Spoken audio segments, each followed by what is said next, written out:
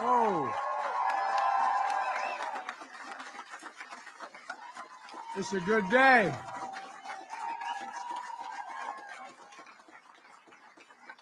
Thank you, Acting Secretary Sue. Thank you. I had no choice. My grandfather come down from heaven if I didn't do this. Excuse me, I have a little bit of a cold. Folks, you know, it's an incredible honor. I really mean that. And I want to thank Acting Secretary Sue and the Department of Labor for his incredible honor. You know, I measure the importance of any award I ever received based on the character and consequence of the organization that's bestowing it. And the Department of Labor is an organization of character and consequence. And I'm honored. I'm honored to be joined today by leaders of character and conscience. Many of you sit right here in the front row. I have my cabinets here.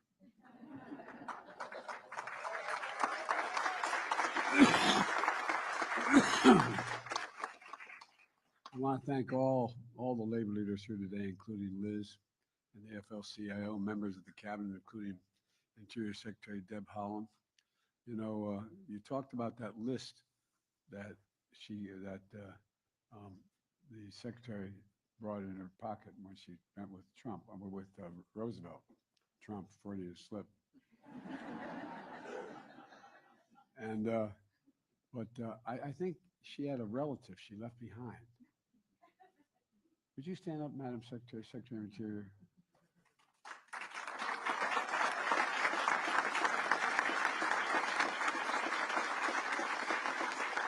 I've been around a long time. She's the only secretary I've ever worked with or had working for me.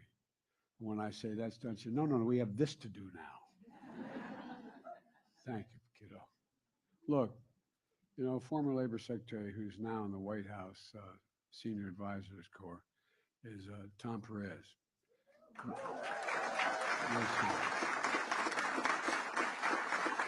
Tom, thanks for sticking with me. And members of Congress, including Maine Senator Angus King and Shirley Pingree, where are you guys? All over here. Okay, there you go.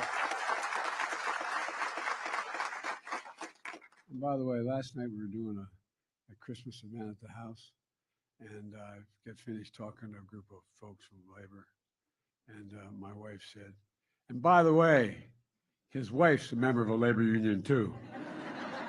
I'm Jill Biden's husband.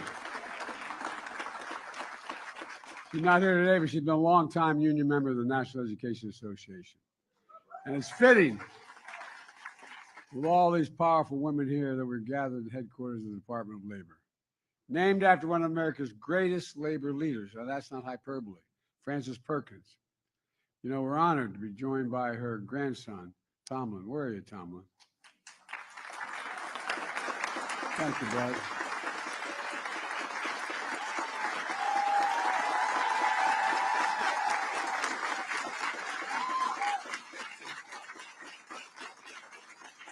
Saturday, March 25th, 1911. Frances sat down for afternoon tea at her home with a close friend from New York City. Suddenly, they hear the sound of a distant screams and sirens. The building was in flames. Her instinct was to run to the scene. As she approached the fire and smoke, she recognized the Triangle Shirt Factory, a company that employed hundreds of workers, mostly immigrants and women who worked long hours, crammed into tight quarters, where managers locked them inside to make clothing. In an instant, those workers are trapped in a brutal blaze with no safe exit. Some workers forced to climb out the windows, holding on for dear life until their fingers gave out. Others just jumped, prayed and jumped. A total of 150 lives were lost that day. It was the deadliest industrial disaster in American history. Frances was devastated, but that fire ignited a passion in her. It strengthened her resolve to fight even harder for working Americans and working families. In her decades of service, she became a fierce defender of unions and workers' rights, an architect of the New Deal, the first woman cabinet secretary, I increased on that a little bit. because I know what my family's like. All the really bright people in my family are women.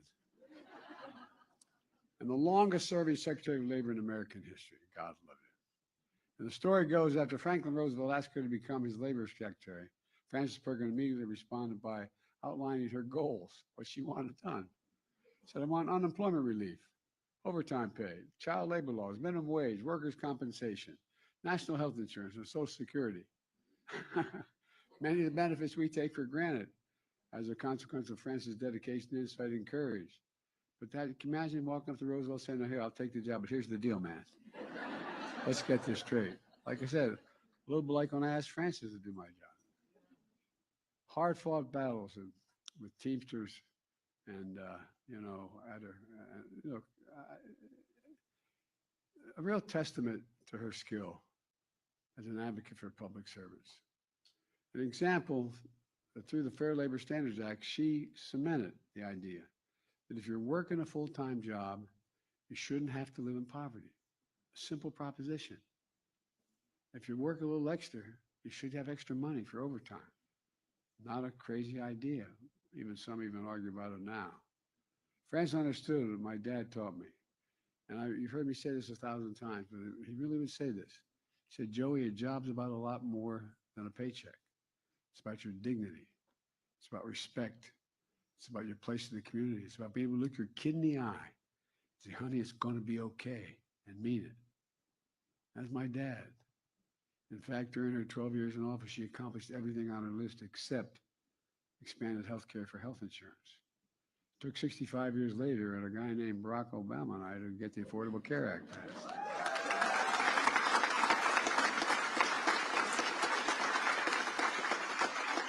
But thank God all of us here protected and expanded the Affordable Care Act. Look, it's clear that Frances Perkins and a generation of activists and labor leaders laid the groundwork for much of what we've accomplished in the last 4 years. We're fundamentally transforming the economy by breaking an economic orthodoxy that has failed this nation for generation after generation, in my view. Trickle-down economics, the notion that if the wealthy do very, very well, a little trickle off their tables onto our kitchen table. My dad used to say, nothing ever trickled on my table, honey. No, I'm serious. My dad was a really well-read man who didn't get to go. He went accepted at Johns Hopkins, but during the war, he never got to go. But my dad was a well-read guy. Well, the primary benefits for the very wealthy and biggest corporations were trickle-down economics. And that didn't do much for working people in the middle class and left too many people behind. Together, we built an economy from the middle out and the bottom up, not the top down. Because we know this simple truth. Wall Street didn't build America. The middle class built America. And unions built the middle class. That's a fact. In fact, as the Secretary of Treasury will tell you, I asked her to do a study because I was going to get hit because I knew they'd say by having unions increasing their numbers and their wages go up, we were going to cost people things. Guess what? The study the Treasury did show that when unions do well, all workers do well. Union and non-worker, across the board. It matters, it works, it's fair. Kamala and I are so proud of the great job creation record of actually the greatest job creation of any single president in a single term. Over 6 million new jobs so far, including 1.5 million manufacturing and construction jobs. Good paying jobs you can raise a family on, don't have to require a 4-year degree. And get this, there are more women, especially mothers in the workforce, than ever before in American history.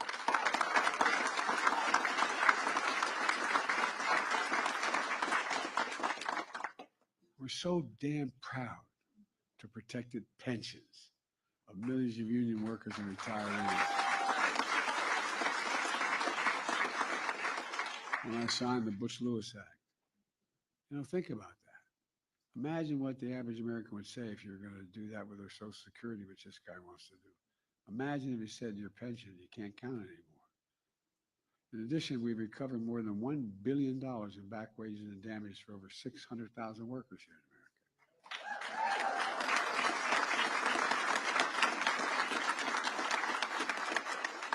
America. We push for a right to a living wage and your right to overtime pay. Jobs and factories are coming back home to America because we invested in an American agenda. We're modernizing American infrastructure. Last guy had the job. He had infrastructure week every week. Didn't build a damn thing. Well, guess what? We built a lot, and guess what's coming? Look, folks, one of the things that is frustrating, I knew this was going to happen because I've been around a long time. I talked over to the Secretary of Agriculture and other places. Guess what? All the things we have $1.4 trillion in economic and infrastructure growth. That's thousands of good paying jobs. The CHIPS and Science Act, investing billions of dollars, building these fabs that are going to house hundreds of people working, thousands. They're going to be getting paid about average $102,000 a year and don't need a college degree. So much is going on. But it's going to take a little bit of time. But we got to make sure to protect the onslaught that's going to come because it's hard to see right away. And by the way, I know I got criticized by putting as many of these programs in red states as blue states. Actually, more. Well, guess what? The red state guy screwed it up. And we got a benefit. We represent all of America, not just blue America, not just Democrats, but all of America. Look, as we do all this, we're buying America, using American workers, using American products. And we're standing up to America for American steelworkers against China's unfair trade practices. We appointed a National Labor Relations Board that actually believes in unions, has pro-union members on the board. Strange notion. And a special thank you to the chair of the board, Lauren McFerrin.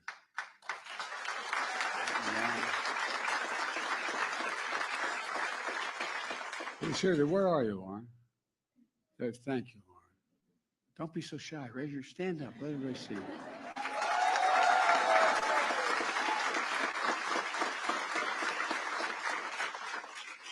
There's no accident that petitions to form unions have doubled under my presidency. I got all this credit for walking the picket line. It never crossed my mind not to walk the picket line. No, I'm serious. I didn't think it was any big deal. Walked a lot of picket lines. In fact, I was president. I hadn't thought about that. But Pamela walked the picket line. We support the right to fair contracts. Here's one, that doesn't get enough attention. When workers in sectors like construction, manufacturing, mining inhale toxic silica dust on the job, it can lead to lung cancer and other deadly diseases. It's been a major problem for decades, even under Secretary Perkins. She led an investigation, but despite the science, big business blocked the regulation. But not on our watch, not on your watch. With your help, we carried Francis Mano and issued a rule that finally reduces such dangerous exposure. And by the way,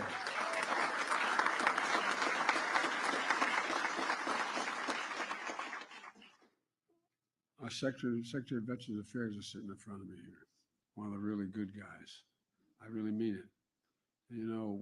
What we not only did with the CHIPS and Science Act, and then we went and made sure we could take care of veterans.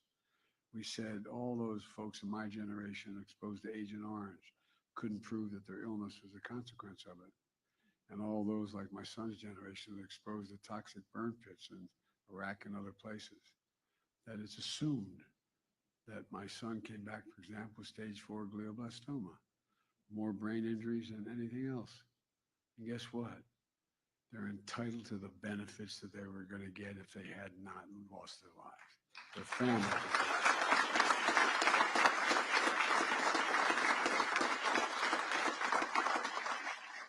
And to ad lib here a little bit, I think the American people are beginning to figure out all we're doing is basically decent and fair. Just basically decent and fair. We have a lot of sacred obligations. I got in trouble for saying this before. But we only have one truly sacred obligation: to prepare those we send into harm's way and prepare for them and their families when they come home. And that's a simple proposition. Finally, that's happening. What you got, another million now? A million you're taking care of. Make no apologies. I'm so damn proud of that.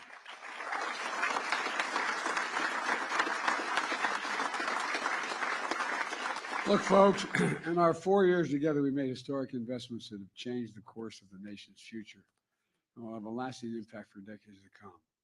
And I'm here to say, to state the obvious, we could not have done this without the dedicated professionals here at the Department of Labor and all across this administration. Could not have done it.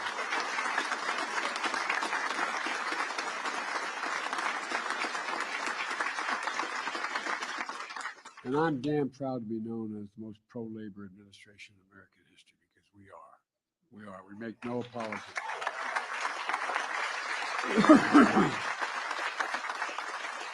Look, let me close with this.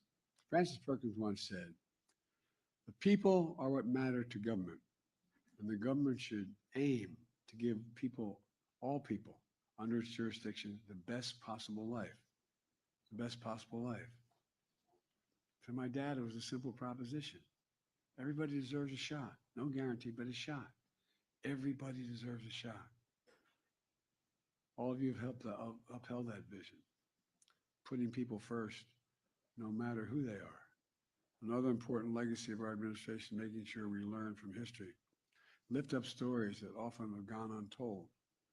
Earlier this year, during Women's History Month, I signed the first ever executive order on recognizing and honoring women's history to increase representation of women in historic sites all across America. Today, I'm proud to stand here in the Francis Perkins Building, headquarters of the Labor Department, to designate Francis Perkins Homestead in Newcastle, Maine, a national monument.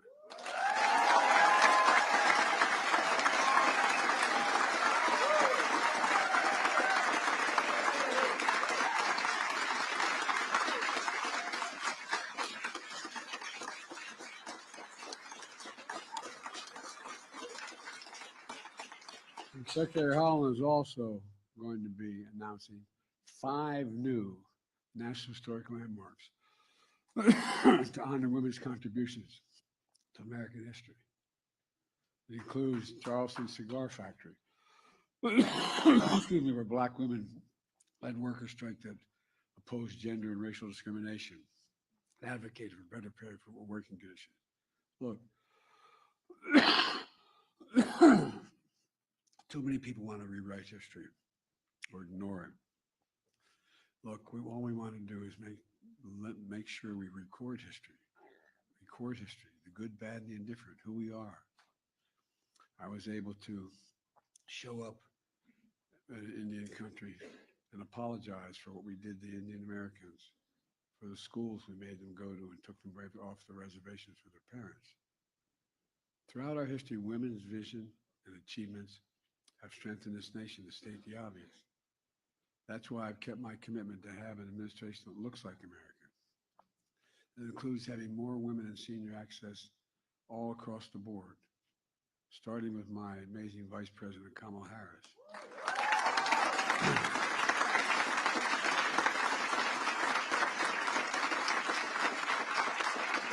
It's about time we honor them in building an American Women's Museum and History Museum on the Mall.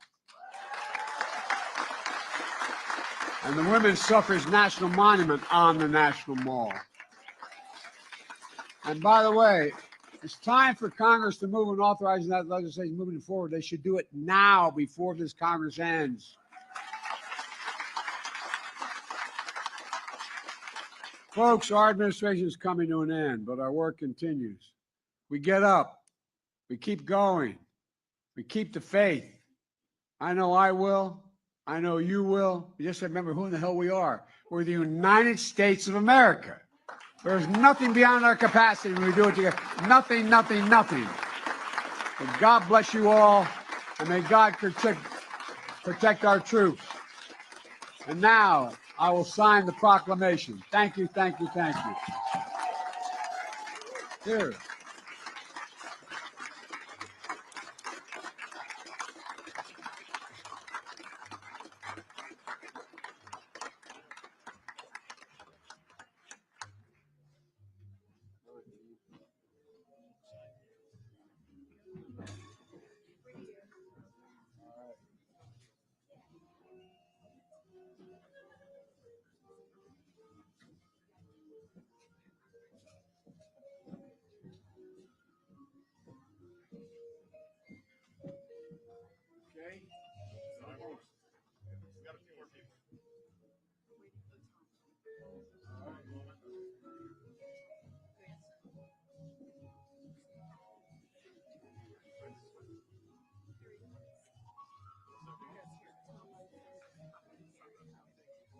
everybody. Hey. Ready? Got everybody?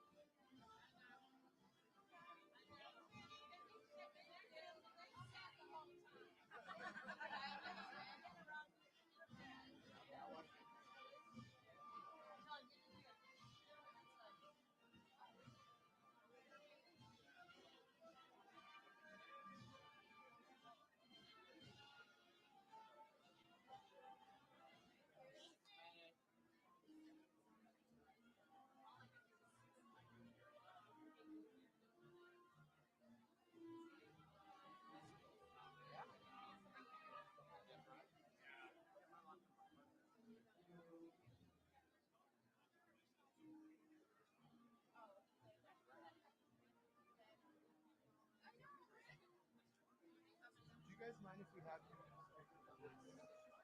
Thank you so much. Thank you so much. Oh, thank